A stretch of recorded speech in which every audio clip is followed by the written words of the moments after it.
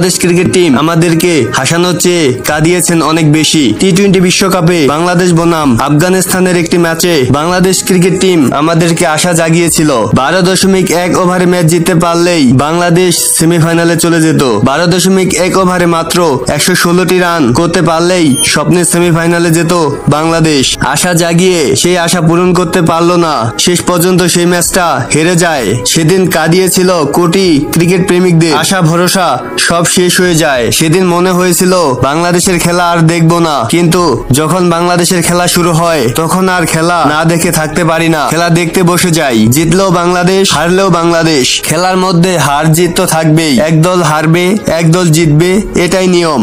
যে দল ভালো খেলবে সেই দলই জিতবে, আর যে দল খারাপ খেলবে সে দল হেরে যাবে। এবারে টি-20 বিশ্বকাপে বোলাররা অনেক ভালো করেছেন, ব্যাটাররা ভালো করতে পারেননি। ব্যাটাররা যদি ভালো করতে পারতো হয়তোবা টি-20 বিশ্বকাপ বাংলাদেশই নিত।